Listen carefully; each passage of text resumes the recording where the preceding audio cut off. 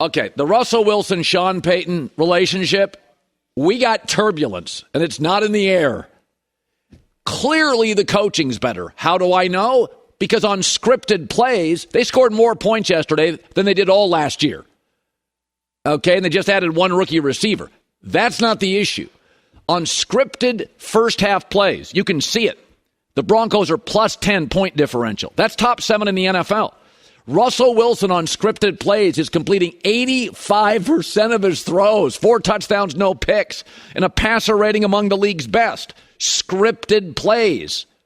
But in the second half, that's where great quarterbacks thrive. The Mahomes, the Bradys, the Mannings, formerly Russell Wilson, Aaron Rodgers. You have to make a play. It's off script. There's adjustments by the opposing defense. And he falls off a cliff in the second half. 56% completion percentage, 1 touchdown in 2 games, and it's a Hail Mary in a passer rating in the 60s. We know they're better coached. You can see the scripted plays. We know they can take leads. We know they can score. That's not the issue. Scored more points yesterday than they did all last season. That's not the issue. The issue is you pay these quarterbacks $40 and $50 million a year for the second half. A lot of guys are good in the first. Kirk Cousins on a 1 o'clock window in the first half is great. Second half, last 6 minutes, 1 drive, got to make it count. Over and over and over. Take out the Hail Mary pass, which is all luck. What did he do? Now, I'm not saying Denver's defense was great. Too many mistakes, been disappointing. But there's only so much Sean Payton can do. Russell's studying. He's coachable. He's following the script. But to be great, to get the big money, it's the second half. At home, as a favorite. And this is what's so disturbing and bizarre. Go back to Russell Wilson in Seattle just a couple of years ago. He was a magician in the fourth. He had a year in Seattle. I think it was 2017. Look it up. His fourth quarter numbers, 19 touchdowns and 1 pick. He was a magician. It was fourth quarter Russ. He was a playmaker. He was smarter than everybody. He was more efficient. He was more elusive. There's no mojo. It's gone. Once he's off script, it's trouble. And again, it's great to be good on script. Joe Montana was great on Bill Walsh's script. I'm not saying script doesn't matter. The Patriots for years with Brady and Josh McDaniels took leads in games. Being great on the script is one thing. To make $40, $50 million a year, that's the second half. That's Mahomes yesterday. Running around making stuff happen. That's what great quarterback play is. And I don't want to hear about lack of weapons. Cortland Sutton's an excellent receiver. Jerry Jeudy's got talent. Marvin Mims, that rookie they picked up, what a day for him. I like the backs, Javonte Williams, Samaje Perine, more than capable running backs. The O-line, they spent money on it. It was upgraded. Don't tell me there's not weapons. You're at home against Sam Howell. And again, the defense made a couple of bonehead mistakes. I'm not saying they're perfect. But you paid Russell Wilson. You moved him over. You gave up all that draft capital. You gave it up so that he would elevate others, not need to be elevated. Sean Payton already unhappy. There was a number of drives, where we're late with personnel, getting out of the huddle. We took a while. I mean, that's got to change. We had to burn timeouts in the first half, and I'm not used to doing. We got to be better, and I've got to be better. Russ has got to be sharper with getting the play out, and then we got to look at how much we have in. But if we need to wristband it, we will. There were big chunks of that game where Sam Howell played with more juice than Russell Wilson. Sam Howell. So it's like you can blame everybody you want to blame, but when we looked at the schedule, these were W's, right? 2 home games, Denver, September, these were W's. And the coaching's better. You can see it in the scripted plays. I mean, Russell in the first half, 85% completion percentage up and down the field.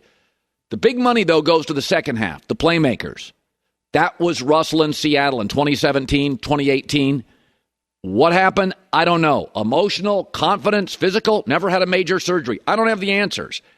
But Sean Payton's losing patience very, very quickly. All right, so the Dallas Cowboys defense is a real thing. It's just going to overwhelm a lot of opposing quarterbacks.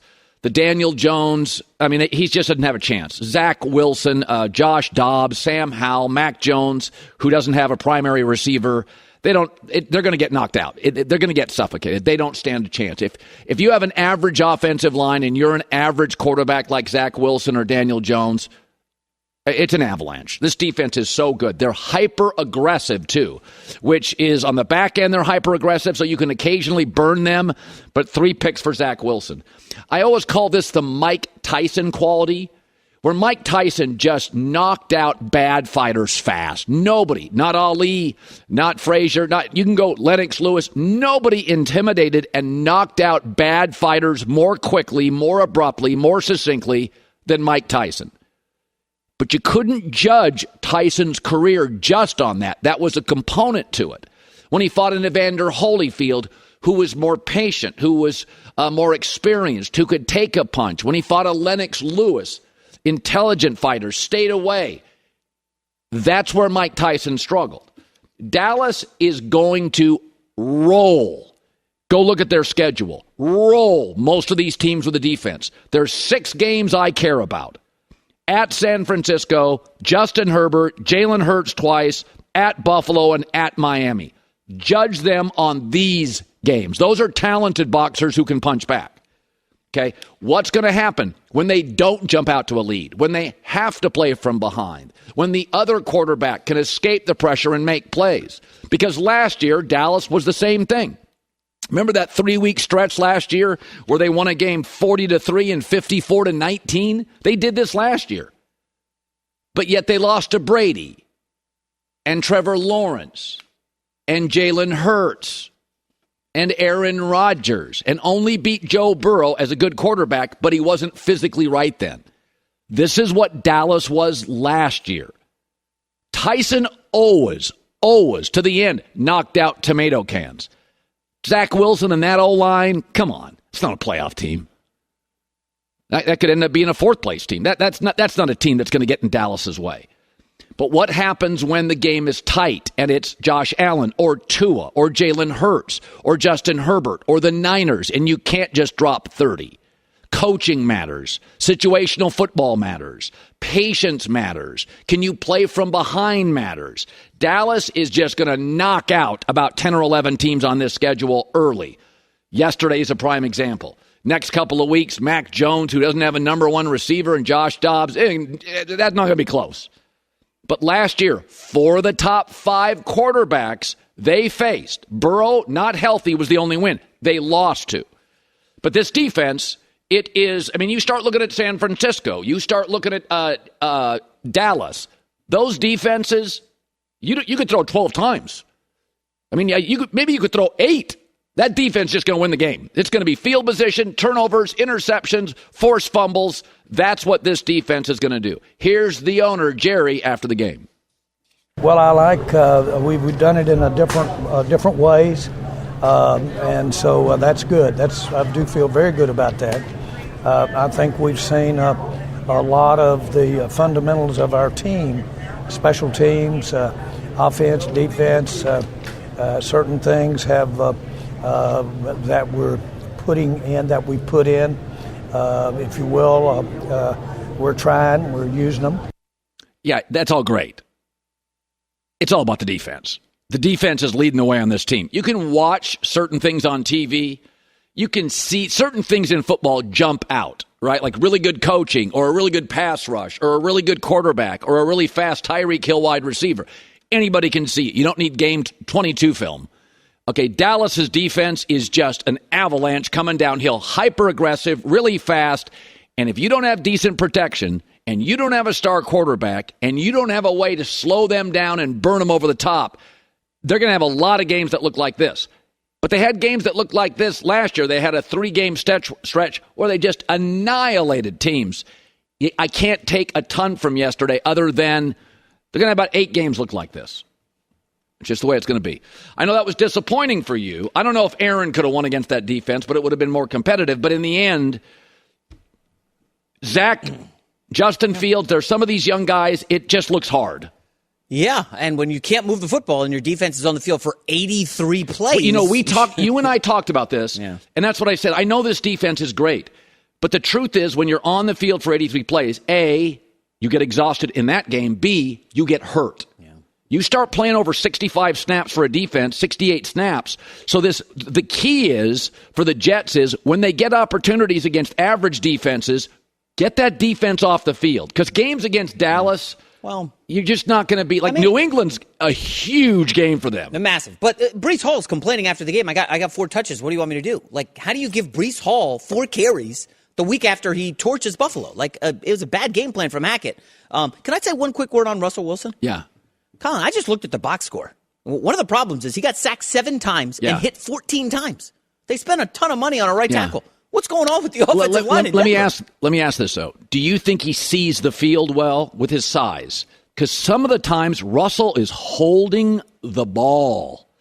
By the way, why is he getting sacked? It feels like more in the second half. On the scripted plays where he knows to go with it, he gets the ball out. It feels like he's more comfortable.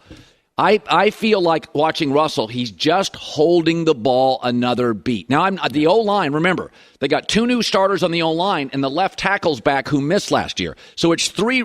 They're trying to find cohesion on the O-line. That's a fair question. But, boy, when you watch them early drives, they're a machine so far this year. 21-3. You leading at home, 21-3. You got to put that game away. I mean, that's a bad loss. I think you probably are onto something. Quarterback watch this week for Denver? Like, Russell Wilson going to get yanked if they're inept in this? I mean, you and I both said, wasn't it odd that the day they could do it, they went and paid a lot of money for Jarrett Stidham, a pocket guy. Yeah, you know where they are this week, right? In Miami. Facing Vic Fangio, who Sean Payton sat here and told us how much he likes Fangio. This is going to be What's the line on that? 7.5, I think 8? I saw 6.5. Oh, yeah, Miami. I mean, Miami now gets to go home. They're doing this stuff on the road. Miami. Wow.